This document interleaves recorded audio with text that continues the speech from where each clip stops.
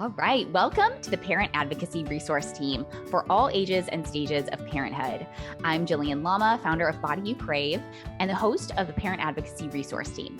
We partner with parents to create a trusting network of professional services to provide families with proactive options as they navigate the journey of being a family through education, advocacy, empowerment, and connection. So today's guest, we have Irene Gouge. Thank you so much for being here, Irene. For having me. Yes.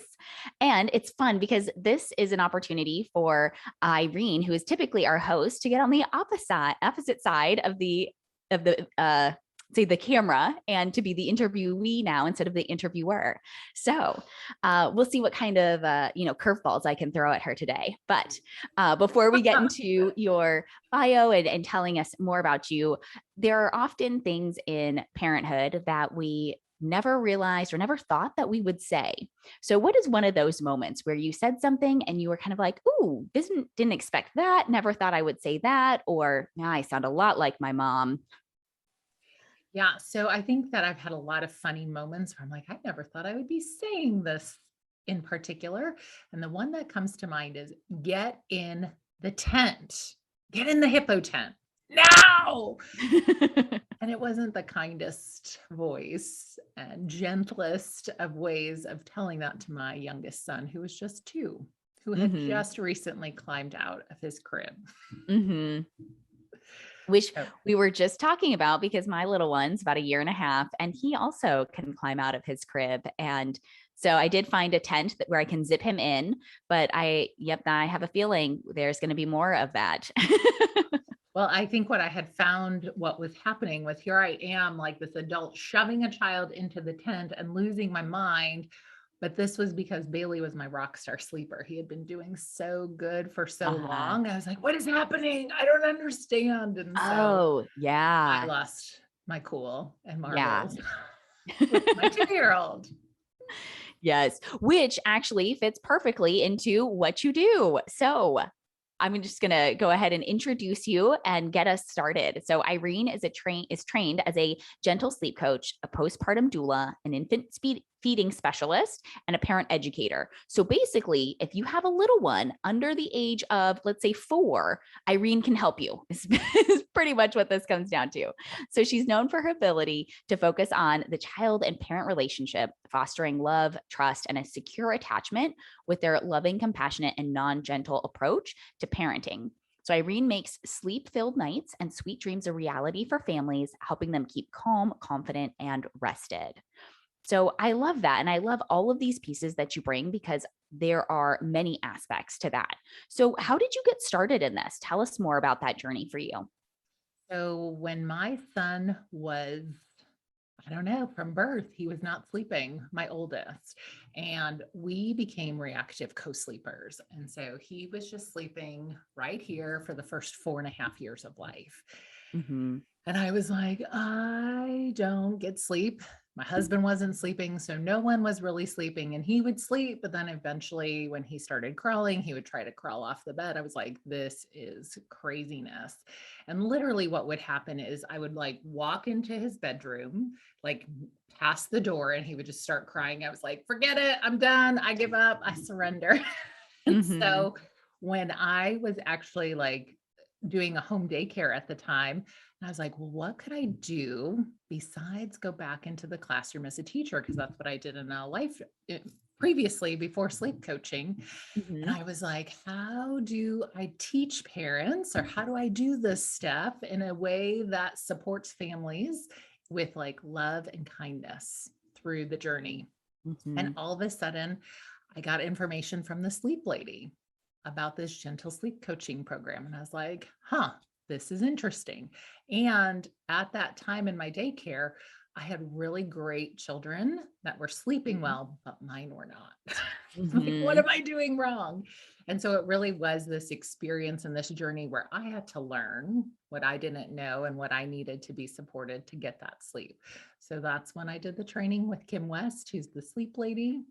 And I just started, and then I started realizing little areas in my parenting that I was like, wow, I really can fine tune some of these skills for myself.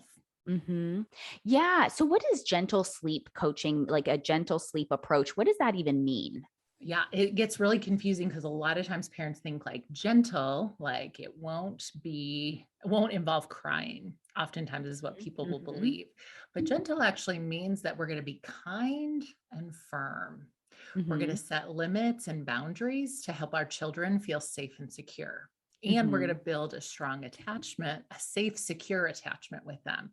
And that gets a little bit murky for parents because, like for myself, I grew up with some abuse Mm-hmm. and trauma.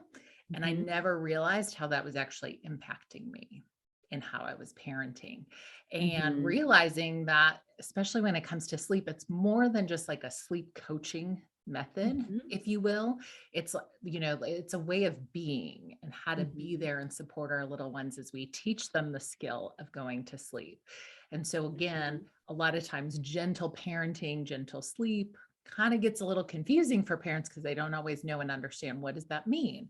But it Mm-hmm. really ultimately means I'm going to be kind and firm and set clear, concise expectations. Mm-hmm. Mm-hmm. Yeah, I love that. And I think teaching a child to sleep is something that we're not taught. I don't think there's a lot of education given on the parenting aspect. I think as women, especially when you have your first, there's a lot on what is pregnancy going to be like? What am I eating? How am I feeling? Do I have the right supplements? There can be a lot on the very focused on ourselves and then getting the nursery ready and what clothes does the baby need and diapers and how do I change a diaper? And I think sleep is one of those things that often gets overlooked or it just gets kind of pushed to the side as like, no, you're not going to sleep for a few months. Just get over that fact and like you'll figure it out as you go. And some of us don't. And it can be very frustrating. Like, well, what am I doing wrong? And maybe there are other people out there who have read books or tried other programs or methods. And it's like, to some extent, it's almost like they're trying to say the same thing in a different, maybe in a slightly different way, but it's like, well, I'm just supposed to put him in the crib and let him cry then. And like, that doesn't sound helpful. So how would you differentiate what you do and how you help parents and families as being different for somebody who maybe has read different books or they tried different approaches and they're just thinking like, well, this doesn't like, I'm not comfortable with this. It doesn't make sense. I can't get on board with it. Yeah. So I want to circle back to something you said that was really interesting. Like, Mm-hmm. again, like we don't get a lot of information about sleeping. We Mm-hmm. also don't get a lot of information about feeding our Mm. children. And I Yeah. do find that feeding and sleeping coincide because it helps Uh-huh. us feel our best Mm-hmm. and it helps us regulate. And a lot of times these two areas are assumed that we just have, like, we know how to do all of this. Mm-hmm. But that's Mm-hmm. the part where it's like a skill and Mm-hmm. skill set and working on that. So I find like when it comes to the different books and understanding it, it's really about thinking about the routines you have in place Mm-hmm. that are going to drive what's expected to happen in the home. So a lot of Mm-hmm. times when I'm working with families, one of the big things that I try to share is like, well, what would you like bedtime to look like? I Mm-hmm. think back to my pink hippo tent. We Mm-hmm. didn't have a really structured routine at the Mm-hmm. time. And there were a lot of little parts of the routine that were creating more stress. We were missing sleep windows. So we were doing things that were not working with our child. And so I Mm-hmm. think that's the part that's really frustrating for parents when they just go to a book and they just pick up a sleep coaching method, if you will. Mm-hmm. It gets confusing because it's like, okay, so I'm doing this, I'm putting you in the crib, and now I'm just leaving you to cry. And that's kind of what was happening. My son was crying in the hippo tent. I was crying because, like, we were in a second wind. He was having a cortisol rush. And so, if we don't know and understand some of that sleep education, then Mm-hmm. it makes it more difficult to get the sleep in place. Mm-hmm. Mm-hmm. That makes a lot of sense. And I think there can be fear of like people, like for me, for example, hearing about this whole like cry it out method and then also being very much kind of against it or kind of hearing like horror stories, then Sure. being terrified to try anything. So then if I put Caleb down, he might fall asleep for like 5 or 10 minutes and then he would wake up. And then when he started crying, then I'm thinking, well, I need to go pick him up now. I need to go like rescue him from this clear pain that he's in when really like I was the one I think in pain. But again, it's like if we don't have the full education and understanding of how how this works for you. And I think that's why individual coaching can be so beneficial, because it takes out the theory aspect and it really puts it into how does this work for your family and your lifestyle and the routines that your baby will naturally have, mixed with what routines you would like them to have. Absolutely. I think one other piece too that you just mentioned that's key is there's a lot of fear that like if I don't do certain things, then my child's going to cry, right? Mhm. And it's understanding, what do those tears actually mean? Like Mhm. what's happening? Why is my Mhm. child crying like that? And so if we can kind of learn and understand how to be there and support our little ones Mhm. and empower them in that learning process, it makes a huge Mhm. difference where we're not just leaving them to cry it out with these big emotions. Because I do believe that it's important to be there with children who are not of an age where they know and understand what to do with these big feelings that emerge in their bodies. And I Mhm. think about too, when families are starting the sleep coaching process, a lot of times like we're making change. And as Mhm. people, we do not like change. It's Right. uncomfortable. And Right. so, Yeah. making sense of that and understanding that perspective, and so that's what I really work through with families as we work through their sleep plan and understand like, well, what is your child's experience? How are you communicating? So we can really communicate more effectively and not become afraid of our children when they're Right. protesting because they're mad that you're making a change, or they're sad that, you know what, we're doing things a little differently in the house right now. Yeah. Yeah. So, what are some of the misconceptions that you think people have around either feeding or sleeping or some of these things, or even in terms of like at what age should they be sleeping on their own, or a lot of expectations that they might have about this type of work? Yeah. So I think that some of the bigger misconceptions are that you have to do it all at one Mhm. time. It's like, yep, I'm going to do this and it has to be all night. I think that's a big misnomer in understanding the sleep coaching process. I find that it happens little by little, and that Mhm. when we can make small changes, we can make bigger lasting habits stick and routines that will be more serving of the things we want to see happen in our Mhm. home. And so I find like a lot of times it can feel very overwhelming. And so a lot of times being able to also work on just bedtime. I Mhm. say this, I think that people are so sick and tired of hearing me say this, but bedtime is actually the best time to teach your child the skill. Because oftentimes what happens is families will say, oh, well, bedtime's super easy. They just go down to sleep, but then they're waking up throughout the night, or Mhm. naps are so difficult. Well, if our child never practices that skill when their body is actually ready and they can learn, and we allow them to do the work of going to Mhm. sleep, Mhm. then they will actually do the work and fall asleep. But if we just Mhm. kind of implement a pattern or like a coaching Mhm. method and we just expect them to do it, then they are just kind of crying. And it's kind of like an ill equipped coping strategy, if you will, as you're going through the Mhm. process. Yeah.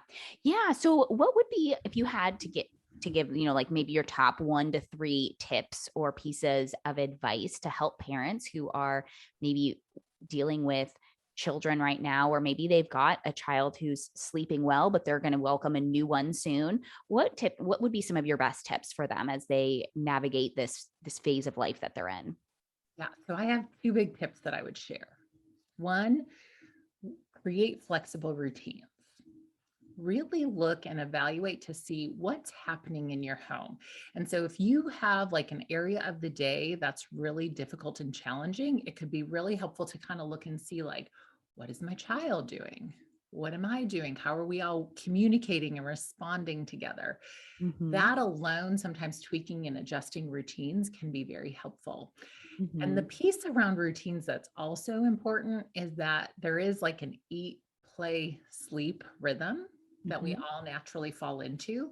And children after about 6 months of age are actually really ready for that Mhm. routine to fall into place. As a postpartum doula, I actually start that routine even with newborns, Mhm. but they're really not ready to have longer sleep patterns just yet as newborns. Mhm. So we see that start to emerge somewhere between 4 and 6 months of age. But these flexible Okay. routines really give our children an opportunity to know what to expect. And I think as Mhm. human beings, we're wired for like relationship and connection. And it Mhm. can feel kind of crazy and chaotic if we don't know what's coming. So by establishing some consistent, flexible routines, it actually helps everyone feel better. And the other thing too that I really try to share is that it is a mindset shift, that if I can be more and do less as a parent.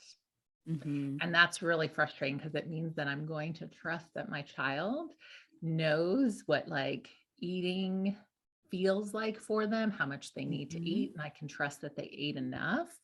And I can trust that they can actually do the work of going to sleep. And that's a little bit hard as parents because we want to kind of jump in and do things for them. And that's part of the coaching process that I teach families, like, so we can take these ideas and these methods and kind of simplify them. We can figure out who we are as parents, and then how do we come alongside and support our little ones through that process. Yeah, absolutely. I love that. Thank you for sharing. So if somebody was looking for help with either sleeping or feeding or anything kind of in those lines, what are some like great questions that they should be asking or things that they should be considering as they kind of go through these different processes? Yeah. So I think the big piece that most families, when they reach out to maybe a sleep coach, they're looking for this kind of help, is asking, are they looking at the whole day? Are they looking at the whole perspective, what's happening in the whole 24-hour window?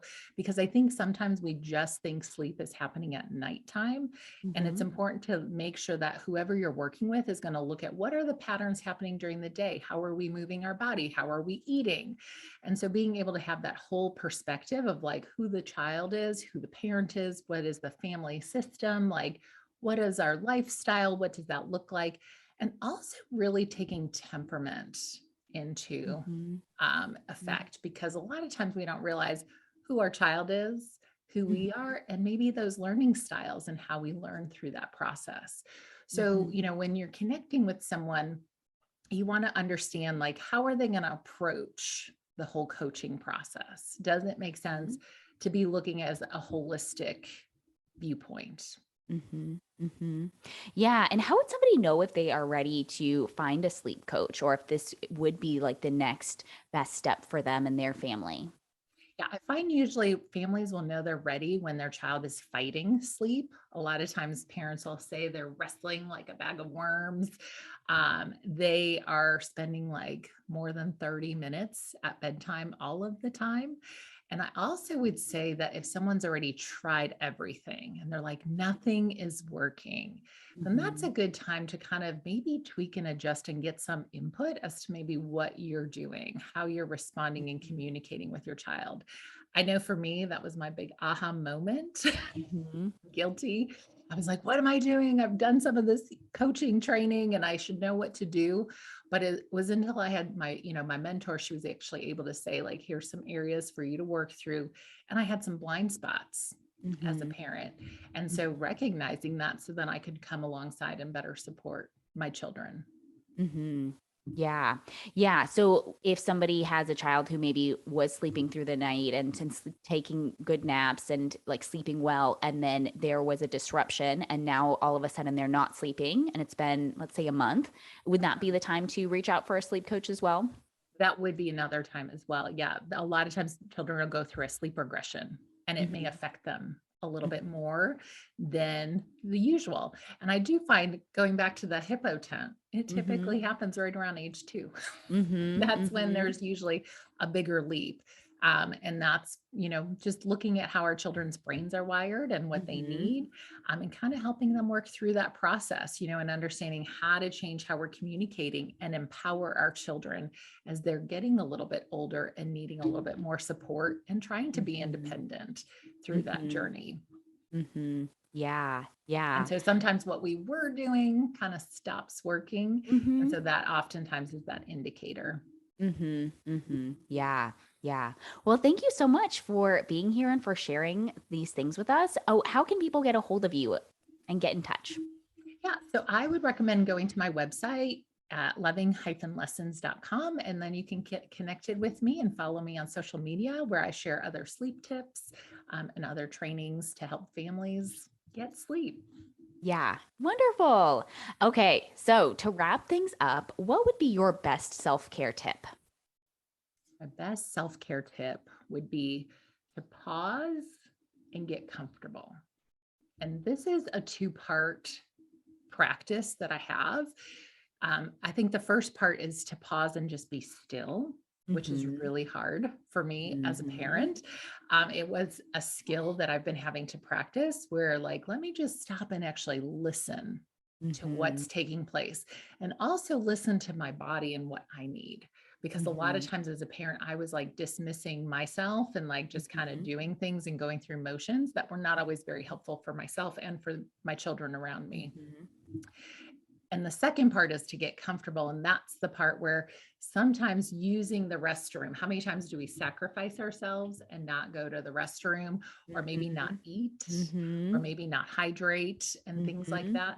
So making sure that I'm practicing this throughout the day. And this is something that I've been doing on my postpartum doula shifts. And it's a tip that I share with moms that are just so busy. Like sometimes they feel like they can't do something for themselves. And even now as a mom of teens, like to pause and get comfortable and to be able to like be there and just listen to my kids and be able to support them kind of where they're at. So that I'm also not overstepping my boundaries with them. Yeah. That's it's a great tip. Thank you so much for sharing. And thank you for being here on the show with us today and for just sharing that wisdom and knowledge and experience that you have. There are many mamas and I'm sure daddies out there who will find this so useful and so helpful, and just knowing that they are not alone and that there is help, that they can get the help that they need to work through this phase of life.